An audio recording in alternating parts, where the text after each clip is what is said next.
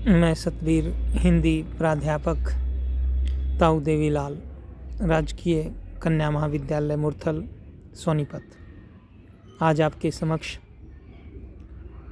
BA प्रथम सत्र के विद्यार्थियों के लिए आदिकाल नामकरण व परिस्थितियों पर चर्चा करने जा रहा हूँ। देखिए, हिंदी साहित्य का प्रारंभ आदिकाल से ही माना जाता है और आदिकाल पर चर्चा करने से पूर्व हमारे समक्ष यही प्रश्न उठता है कि इसका नामकरण किस आधार पर किया गया, आदिकाल ही क्यों रखा गया इसका नाम। तो इसके नामकरण पर विद्वानों के अपने अपने मत हैं। अलग अलग साहित्यकारों ने आदिकाल को अलग अलग नाम दिए। अपने अध्ययन के उपरांत आदिकाल की प्रवृत्तियों के आधार पर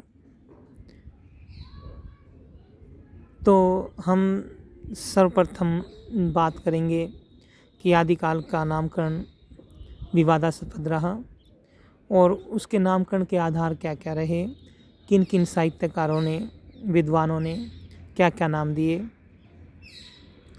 तो देखिए, आदिकाल के नामकरणों की चर्चा करें तो हम पाते हैं कि इसमें इस काल के अलग अलग नाम दिए गए, जैसे चारण काल, प्रारंभिक काल, आदिकाल, वीरगाथा काल, संधि चारण काल, संधि सामंत काल आदि।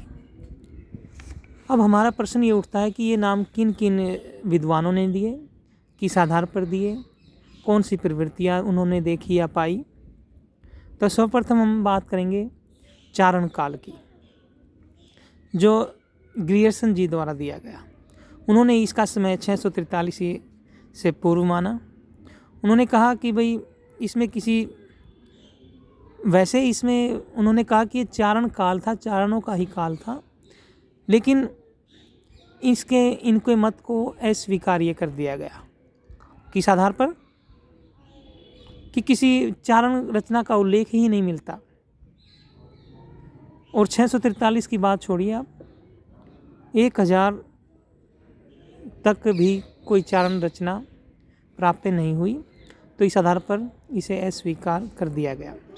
दूसरा, प्रारंभिक काल, जो मिश्र बंधुओं ने दिया। उन्होंने आदिकाल की समय सीमा 643 से 1387 तक मानी।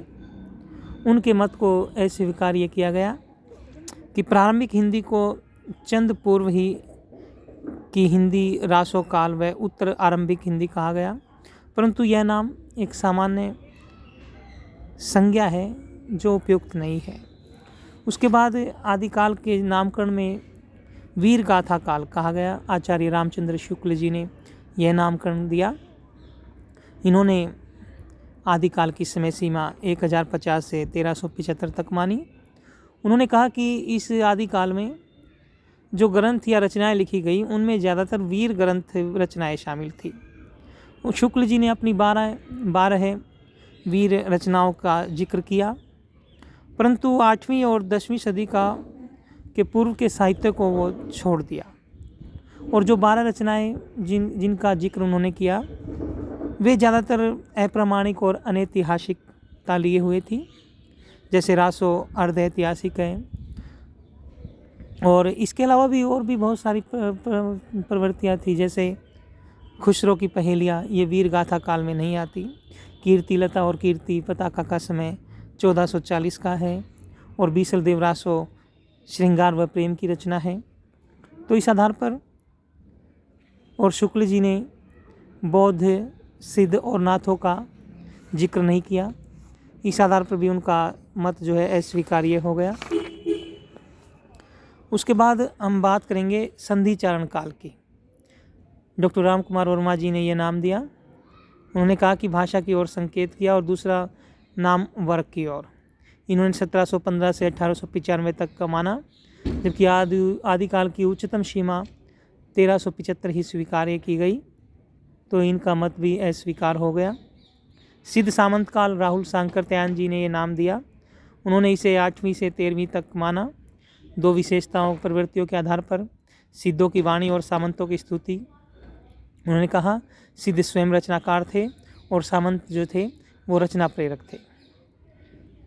इन्होंने धार्मिक और जैन रचनाएं शामिल नहीं की और लौकिक रचनाओं को भी इन्होंने शामिल नहीं किया। विद्यापति की पदावली भी इसमें शामिल नहीं हुई। इस आधार पर यह नामकरण भी अस्वीकार्य हो गया। अगला जो नाम दिया गया आचार्य हजारी प्रसाद द्विवेदी जी द्वारा आदिकाल, यह नाम प्रवृत्ति पर आधारित था। मिश्र बंधुओं ने भी यही नाम दिया। यह काल व्यापक पृष्ठभूमि का बोध कराता है जिस पर आगे का साहित्य खड़ा हुआ। इस युग में हम भक्ति से आधुनिक काल की सभी प्रवृत्तियों के आदि बीज खोज सकते हैं। इस काल में आध्यात्मिक श्रृंगारिकता व वीरता की प्रवृत्तियों का विकसित रूप प्रवृत्ति साहित्य में मिलता है, परंतु इसको भी अस्वीकार्यता की दृष्टि से देखा गया। उसके मत थे आदिकाल सर्वथा निभ्रांत व उपयुक्त नहीं है, इससे अच्छा तो इसे प्रारंभिक काल कहा जाए तो ठीक रहेगा। बीजवपन काल, आचार्य महावीर प्रसाद द्विवेदी जी ने आदिकाल को बीजवपन काल नाम दिया। उन्होंने पूर्ववर्तीय साहित्यों का सफल निर्वाह किया और नवीन साहित्यिक प्रवृत्तियों का उद्भव हुआ। वीरकाल विश्वनाथ प्रसाद मिश्र जी द्वारा दिया गया नामकरण। किसमें ज़्यादातर रचनाएं वीरकाल की थी, वीर रचनाएं थी, और शुक्ल जी ने भी इस मत का समर्थन किया, परंतु यह मत अस्वीकार्य हो गया क्योंकि शुक्ल जी के द्वारा दिए गए वही यहाँ पर बिंदु शामिल हो गए। आरंभिक काल, मिश्र बंधुओं ने आरंभिक काल कहा, और अंधकार या शून्य काल गणपति जी ने कहा। तो इन सारे नामकरणों के बाद उपरांत हम इस निष्कर्ष पर पहुंचते हैं कि हजारी प्रसाद द्विवेदी जी द्वारा दिया गया आदिकाल नाम ही सही ठहरता है, परंतु यह पूर्णतः ठीक नहीं है। अभी भी रचनाएं और मिल रही हैं, शोध हो रहे हैं, प्रवृत्तियाँ ढूंढी जा रही हैं, भाषा भाव विचरण शिल्प भेद की गुत्थियाँ सुलझाई जा रही हैं। इससे व्यापक पृष्ठभूमि भूमिका का बोध होता है जिस पर आगे का साहित्य खड़ा हुआ, इसलिए हम इसको आदिकाल नाम दे सकते हैं। आदिकाल के नामकरण के उपरांत अब हम चर्चा करेंगे आदिकाल की परिस्थितियों पर। तो परिस्थितियों को जहाँ तक प्रश्न है उसमें हम राजनीतिक परिस्थितियाँ सर्वप्रथम लेंगे। ये आदिकाल की अवधि 769 से 1418 तक की मानी जाती है। इस काल की राजनीतिक परिस्थितियाँ, वर्धन साम्राज्य का पतन शुरू हो चुका था। सम्राट हर्षवर्धन की मृत्यु के उपरांत केंद्रीय सत्ता का ह्रास होने लगा था, सत्ता डामाडोल होने लगी थी। यवन आक्रमणकारियों ने हर्ष को हरा दिया, प्रतिहार भोज ने इसको फिर से समेटा और सुव्यवस्थित किया। अरब में नवोदित इस्लाम ने सुदूर पश्चिम एशिया व पश्चिम पूर्व में अपने पैर पसारने शुरू किए। 710 व 11 में मोहम्मद बिन कासिम ने सिंध पर आक्रमण किया। राजा दाहिर और उसका पुत्र बड़ी वीरता से लड़े परंतु पराजित हुए। जाटों ने ब्राह्मण राजा दाहिर का साथ न दिया। 739 में अरब सेनापति ने सिंध से कच्छ, दक्षिणी मारवाड़, उज्जैनी, उत्तरी गुजरात को ध्वस्त करके अरब सेना को संहार किया।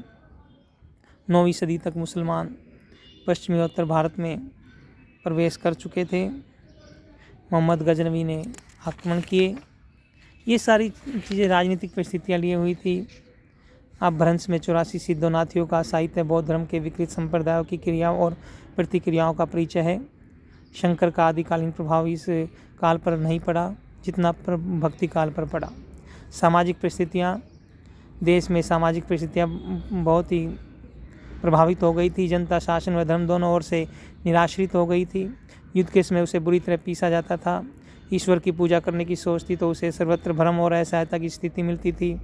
जाति पाति के बंधन कड़े हो गए थे। अरब जाति गुण कर्म के आधार पर ना होकर वर्ण के आधार पर थी।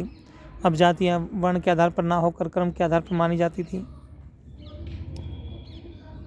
कर्म का कोई स्थान नहीं था जातियों में।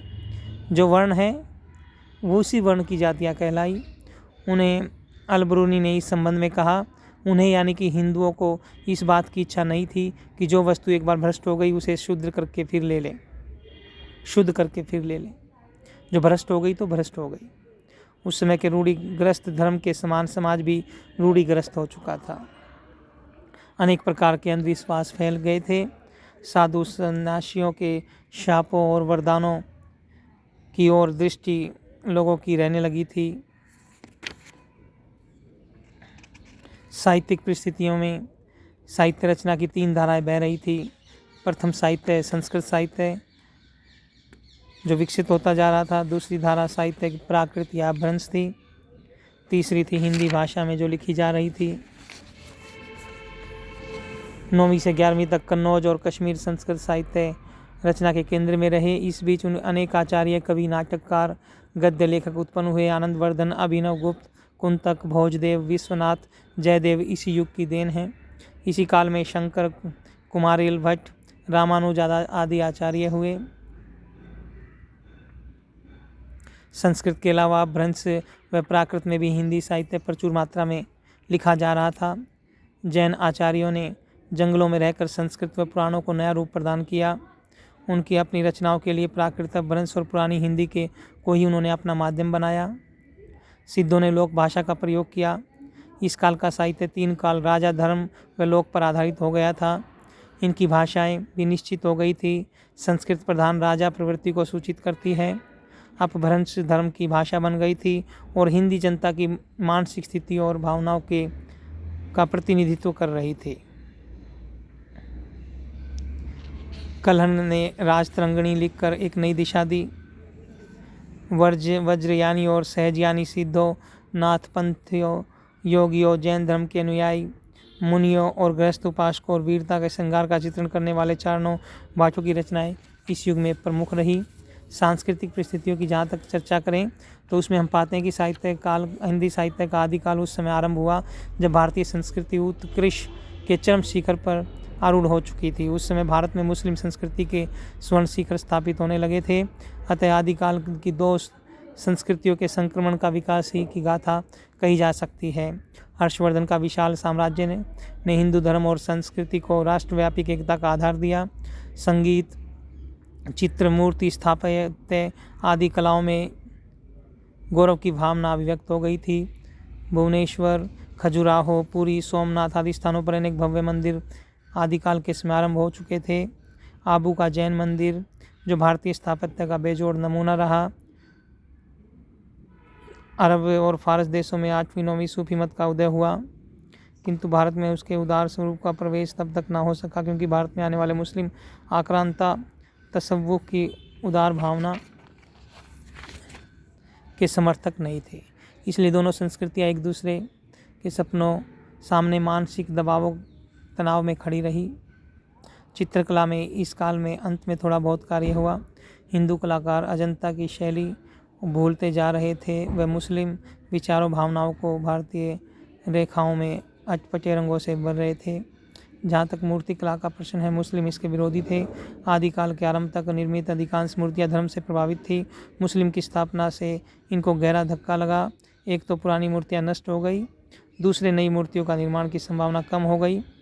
इस प्रकार भारतीय संस्कृति उत्कर्ष प्राप्त निजी परंपरा के ह्रास तथा इस्लाम के सम्मिश्रण की एक ऐसी कहानी है जिसमें कलात्मक चेतना का मुक्त और जीवंत रूप बहुत कम मिलता है। तो इस प्रकार हम इस प्रश्न पर हमने चर्चा की, आदिकाल के नामकरण और उसकी परिस्थितियाँ आपके समक्ष रखने का प्रयास किया। धन्यवाद।